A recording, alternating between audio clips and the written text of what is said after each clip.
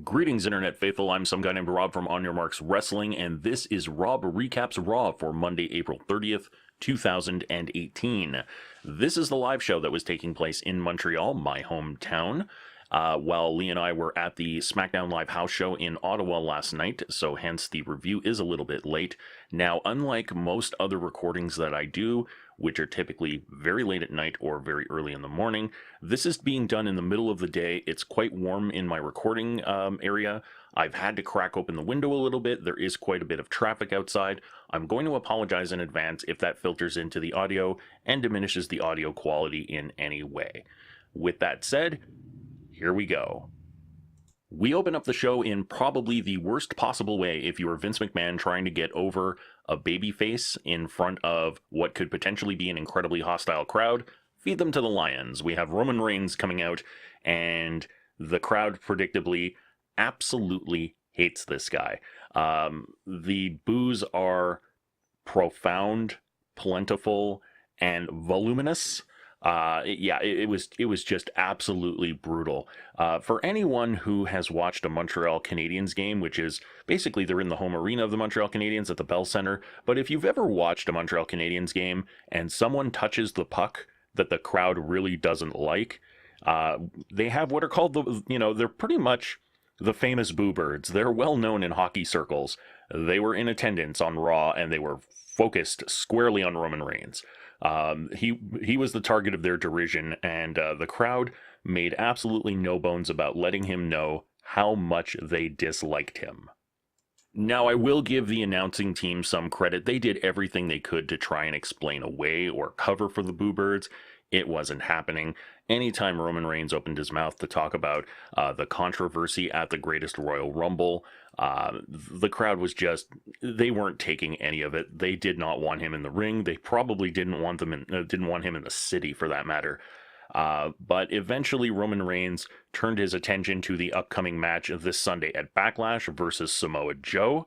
Samoa Joe appears on screen and the crowd goes absolutely nuts. For those of you who watched the On Your Marks Wrestling Facebook Live event last night after Lee and I came out from the house show and kind of recapped the event, you know my feelings on this, and that is, how on earth are they going to keep Samoa Joe as a heel when he clearly gets some of the biggest pops of the night? In fact, other than Rusev, he got probably the best pop of the night on that SmackDown house show, and this was a house show that featured guys like AJ Styles, Jeff Hardy, Charlotte Flair, and Samoa Joe got bigger pops than pretty much all of them. It was pretty impressive to see that live, and even with a crowd of only about maybe anywhere between 4,000 and 6,000 people in the Canadian Tire Center in Ottawa, there was an audible Joe chant that resonated through the building. So I can only imagine how nuts it's going to be on SmackDown Live, which is also for Montreal. In any case, thankfully Joe is there to put Roman out of his misery, because Roman was kind of choking out his promo. He just seemed to have this complete look of bewilderment on his face. I guess he couldn't believe that he was being completely booed out of the building, which it tends to be one of those things he has. He has just this bewildered look every time he comes out and people aren't just, chanting and cheering for him. The crowd was just full of Roman sucks chants. They were, they just weren't having any of it. But Samoa Joe comes on the, I don't know if they call it the Titantron anymore. I'll call it the Titantron just because that's what I used to know it by on Raw. And he just basically says he's going to put Roman Reigns out of his misery at Backlash and just put the big dog to sleep. Before Roman Reigns is able to get out any type of rebuttal, Jinder Mahal comes out to the ring and actually gets fewer boos than Roman Reigns. And not only that, but Jinder Mahal got a pop from the crowd when he said that Roman Reigns would lose to Samoa Joe at Backlash this coming Sunday. Once Mahal gets in the ring and is in there for a couple of moments, Sami Zayn's music hits. Huge pop from the crowd. The local boy comes out, addresses the crowd in French, and then gets an even bigger pop when he says that instead of Jinder Mahal, he instead will fight Roman Reigns. Cue Kevin Owens' music. Cue another monster pop. Kevin Owens comes out. He's in sort of a modified version of his KO shirt. First of all, the lettering is in blue, which is the provincial colors, blue and white. It has a fleur-de-lis in the middle of the O, which again, playing to the hometown. He also addresses the crowd in French, and it was kind of funny, probably lost on most of the viewing audience, especially those who are not French speaking. For those of you who were in fact wondering what Kevin Owens was saying when he was addressing the crowd in French, he essentially was chastising Sami Zayn for using what is essentially an incredibly mild cuss word and saying that he will not use such language because he is an adult who is 33 years old. But he does concede that both he and Sami Zayn have been waiting a very, very long time for this match, or for this night, rather. And this essentially turns into a three-way thing where Kevin Owens kind of guides the crowd in a popularity contest. Who is going to be the one who's going to beat up Roman Reigns? It turns out that KO gets the approval from the crowd. Reigns tries a preemptive attack, but it turns into a numbers game with a 4-on-1. So Jinder Mahal and Sunil Singh, as well as Kevin Owens and Sami Zayn, are beating down on Roman Reigns, much to the delight of the crowd, I might add. Cue Bobby Lashley, cue Braun Strowman, they come in to make the save, and this ends up setting up a six-man tag match for later on in the night. Overall, I think the segment was very strong. You've got a lot of talent on the mic coming out. You have Jinder, who's pretty good at getting heat on himself, even though he couldn't get enough heat on him to outshine Roman Reigns. You've got Sami Zayn and Kevin Owens. You knew that the hometown boys were going to get a monster pop, so they just rolled with it. They let the two have some time on the mic. They let them play to the crowd. They let the crowd get into it, kept the crowd hot throughout it all, and they set up their six-man match for later on in the night. Overall, it was entertaining. It went on for a while, but it was entertaining, so I was good with it. Our first match of the night featured Elias versus Bobby Roode.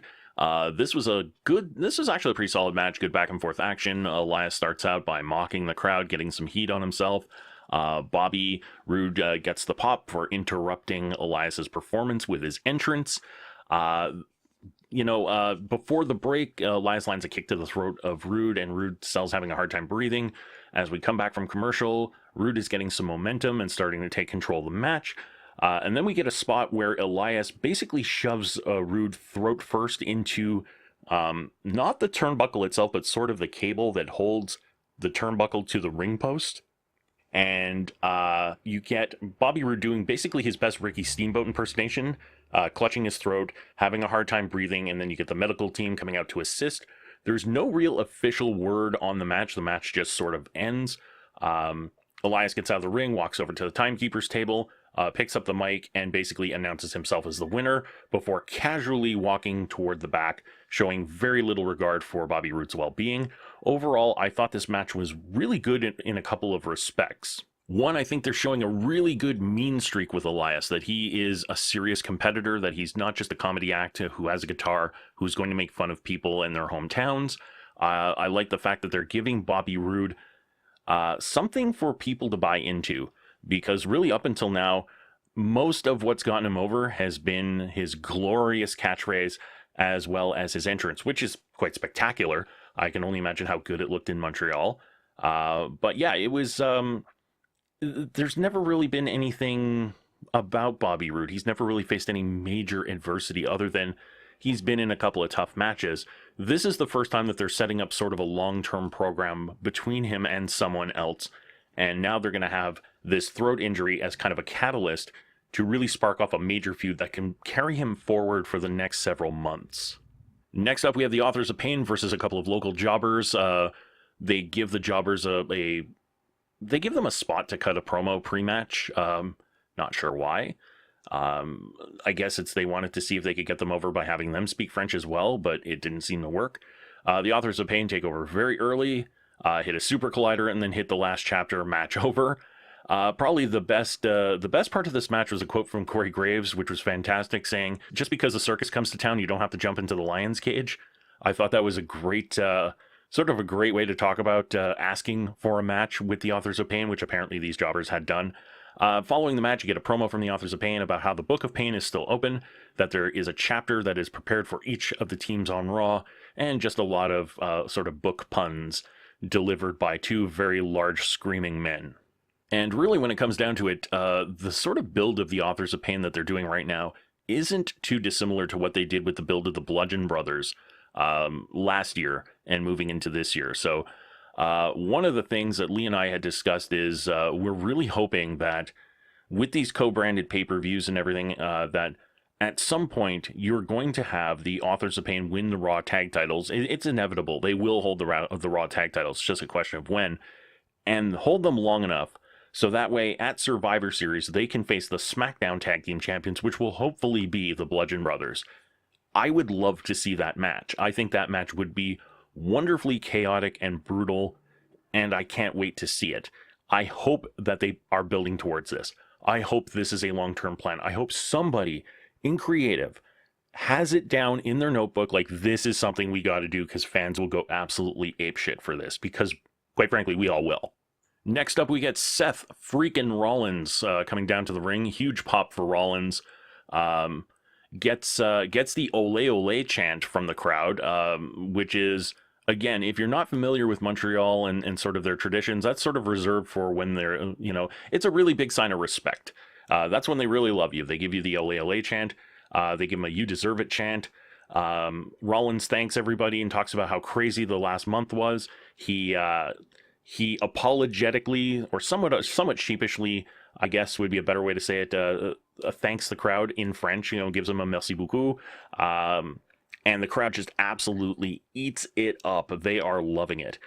He talks about being a fighting champion and not at all like Brock Lesnar.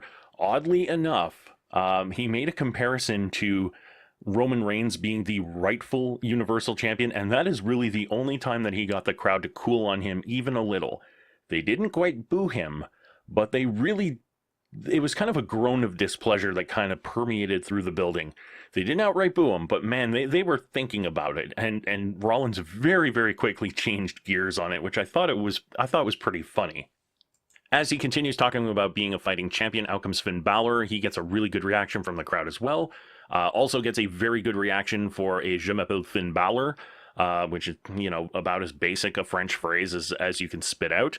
But the crowd likes it. They enjoy the fact that people are addressing them in French in their town. They accept the sign of respect. They reciprocate with a big pop. Balor talks about how close he came to winning everything and says if Rollins is a fighting champion, then he wants a shot tonight on Raw for the IC title. Rollins leaves it up to the crowd. They, of course, show their approval for it. And out come the Miztourage for some reason. And they say that they're sorry for approaching them separately, that really what they should be doing is approaching them together, and that Finn should forget about Balor Club, and Rollins should forget about the Shield, and they should all fight together under a common banner as a new Four Horsemen of Monday Night Raw. Sadly for the Miztourage, in spite of the creative t-shirt design that the Miztourage are sporting, it is a hard no from both Balor as well as Rollins. This turns into a fight between the four men. Balor and Rollins handily dispose of the Miztourage before Balor turns on Rollins and sets up the match later on in the night. Really like how this segment was done. It had a little bit of everything. It had the playing to the crowd. It had the two guys facing off in a sign of respect. It had a little bit of comedy with the Miztourage. It had, and then it sort of upped the ante a little bit, getting it ready for the match later on in the evening. Next up is Sasha Banks versus Ruby Riott. It starts off with a promo where Banks talks about how she tried to reach out to Bayley. Bayley's not responding, and she's frustrated. The match itself was just sort of super okay. It seemed to run at a very slow pace. In fact, the match felt slower to watch than the six-woman tag in the Ottawa House Show felt. It's not a good sign when the house show match feels like a more fast-paced contest than something that's televised. I'm going to chalk it up to the fact that Riott is new to Raw. I don't know how many times she faced Sasha Banks, if at all, in NXT, so there might be a chemistry issue going on there. There was a lot of back and forth action. Ultimately, the match will end when Sasha is taking out the other two members of the Riott squad, who are causing distractions. Riott hits a Riott kick while Sasha's seated up on the top rope. Banks sort of slumps and falls into the ring. Riott gets the 3 count for the victory. Overall, it was okay. We get a repeat view of Titus O'Neil tripping and falling at the Greatest Royal Rumble, and the announced team basically say that coming up next is going to be Titus's big moment to address what happened at the Greatest Royal Rumble. But first, we get a moment of bliss. And even though the script of these things, the scripts for these are really dumb. Like, this is really base humor. It's not very clever. It's basically an extended series of fat jokes. But Alexa Bliss is so good on the mic that she's able to salvage these and turn these into very, very entertaining segments. Her facial expressions especially sell this very, very well. I'm wondering why no one's tapped her to do comedy movies. We then cut to the backstage where we are having the long-awaited addressing of the issues by Titus O'Neil. He tries to play it off at first like this was something that was all planned ahead of time.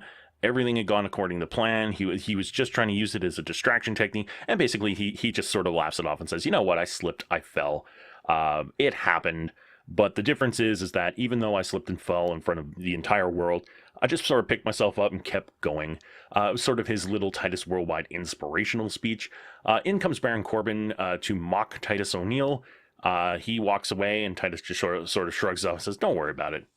We then cut to a Woken Matt Hardy promo, and that happened and I didn't pay attention. Next up is our 6-man tag team match as Sami Zayn, Kevin Owens, and Jinder Mahal face off against Braun Strowman, Bobby Lashley, and Roman Reigns. A couple things I noticed. Bobby Lashley pretty much got zero reaction from the crowd at all. Reigns got booed. He got booed out of the building yet again. A big surprise there. And almost through guilt by association and the fact that he was facing off against the hometown heroes, even Braun Strowman's reaction was a little more muted than it normally is. The match really pure filler. Was not really all that entertaining. The only thing that it really highlighted was how good Strowman is and how much they should be investing in him rather than Roman Reigns. The second Strowman was tagged in, the match got interesting enough to watch as he just sort of bulldozed through everybody, eventually catching Kevin Owens as he's attempting a cannonball in the corner, turns it into the running power slam, picks up the three count, and the faces walk away the victors. Up next is a match between No Way Jose and Baron Corbin. Before the match, Baron Corbin comes out and basically says how tired he is of people like Titus Worldwide and No Way Jose, that he's there to make money and win championships, how he's sick of these people that are just coming out and being goofy and what have you. Pretty much the same as what he did last week, where he said that his fun was ruining other people's fun. Out comes No Way Jose with his conga line. Corbin basically dominates this match. He's very, very firmly in charge, and then you hear the whistles to signal that Titus Worldwide is coming out. They make it out to the ramp and cause a distraction. The in-ring action pretty much stops at this point. But there were some really great comedy spots. Dana Brooke and Apollo Crews come down to the ring. Apollo Crews has a very, very large towel that he uses to sort of wipe down the floor to make sure that it's not slippery, so Titus O'Neil does not slip and fall on his way down to the ring. Titus tries to run toward the ring, but Dana Brooke sort of goes up the ramp and stops him and prevents him from running, getting up any kind of head of steam. She takes his hand and helps him from the metal part of the ramp off to where it transitions to the floor. And Titus does this with sort of an exaggerated hop, which was really funny. And then he gets up on the ring apron after, of course, it's dried off with a towel, and makes like he's going to get into the ring. He slips and falls off of the ring apron. Baron Corbin is distracted, comes to the side of the ring to basically laugh at Titus O'Neil, and gets rolled up by No Way Jose for the pinfall victory. Jose bails, and everybody dances towards the back, with Titus O'Neil showing showing that he's a remarkably good dancer, actually. He looked like he had some moves there. Now, overall, this was also filler. I don't know what exactly they're setting up with Baron Corbin, but it was a nice little spot for the crowd. I think it was a great way to kind of work in Titus O'Neil as this semi-bumbling type of guy, or who knows, maybe them using it on purpose and turning it into something rather than it just being sort of a blight on the Greatest Royal Rumble, I think was reasonably clever. I thought it was a good way of not completely burying Titus O'Neil, and just sort of like saying, okay, it happened, let's move past it, and moving right along, these aren't the droids you're looking for. Up next is Mickie James with Sasha Banks in her corner versus Natalya, who has Ronda Rousey in her corner. We get a quick recap of events from last week with how this all came to be, with Mickie James attacking Natalya outside the ring after she was injured, and then when Ronda Rousey came to check on her friend, how Mickie James did a baseball slide into her, drawing Rousey into the ring and tossing on an armbar and hurting Mickie James's arm. The match itself was largely forgettable. Natalya focuses on the injured arms of James. James focuses on the knee of Natalya. Alexa Bliss causes distractions and eventually turns into Ronda Rousey hunting down Alexa Bliss and basically sprinting around the ring and chasing her away from ringside. During all of this, Natalya rolls up Mickie James for the win. Following the match, as Alexa Bliss is about halfway up the ramp, sort of looking on as Ronda Rousey is sort of staring her down, Nia Jax's music hits, and as she makes her way out, Alexa Bliss runs down toward the ring and then sort of bails out through the crowd. Nia Jax then gets into the ring, raises the hands of Rousey and Natalya. Crowd pops, segment done. I don't know quite what they're doing with this other than to set up the match at Backlash between Nia Jax and Alexa Bliss, although that was pretty well established. It's actually been one of the best established matches for Backlash since, I guess, WrestleMania. If I had to venture a guess, I would say that one of the reasons why they're pairing Natalya with Ronda Rousey like this, because it does seem kind of sudden and out of the blue, is eventually they're going to have Natalya turn on Ronda Rousey, because it doesn't seem like Natalya is very over as a face. She got a decidedly mixed reaction when she came out for her match. So I don't know what they're doing with this. We'll see how this all pans out in the end. Finally, we get our main event for the night, which is Finn Balor versus Seth Rollins for the Intercontinental Championship. I'm not going to try and recap this, other than to say this was a pay-per-view quality match. All the greatest hits were there, you know, your sling blades, your suicide dives. There was a great spot where Rollins hits a suicide dive, goes back in the ring for another. As he comes towards the ropes, Finn Balor leaps up onto the apron and uses a step-up enziguri to sort of kick Rollins right in the side of the head and just stop him dead in his tracks. Looked fantastic. This would have been a match that I would have expected to see on television. Not on television, but on pay-per-view. But they gave it away on free TV, and hey, we are all the better for it. The crowd was super hot for this match. Montreal's a great crowd for live events. This is one of those matches that a Montreal crowd will appreciate. Two guys going full out. They're talented. They've got moves, and they you know, it's just, I don't have enough good things to say, and I could probably gush about this match for a while, but I won't. Suffice to say, match of the night, probably one of the best matches I've seen on Raw. Well, easily the best match I've seen on Raw since the Gauntlet match that they had just before Elimination Chamber. So, and again, a lot of that was Seth Rollins as well. So, yeah, I mean, Seth is doing amazing. If they want to turn it into Monday Night Rollins, they've done a very good job. And it'll be interesting to see if they take the title off him at Backlash. I don't think they will, even though the WWE loves setting their records. And an IC title victory by The Miz would, you know, tie his record with, you know, he'd tie with Chris Jericho for 9 IC title reigns. But it's going to be interesting to see what they do. So that was Monday Night Raw. Overall, I think the show was pretty good. It's one of the more entertaining Raws that they've had in a while, although, again, that's not really setting the bar very high. But overall, other than the 6-man tag match, which was just sort of a let's get the hometown heroes into a match sort of match, it really, you know, that match wasn't very good. The women's matches were a little weaker than I've come to expect from the women's division. I was kind of hoping they would do the Bayley turn. I was really hoping they would do the Bayley turn here. I think the Bayley turn in Montreal would have been a great time for it, although hard to say. Maybe the Bayley turn would have caused the crowd to actually pop rather than boo Bayley, which would have been the point of the whole thing. But yeah, it's going to be interesting to see where things go. As far as go-home shows go, because this was a go-home show for Backlash, it was better than most. It was definitely a step above most go-home shows. So hopefully they keep this momentum through Backlash. Anyway, that's it for this video. Thank you for making it to the end. Please like, share, and subscribe.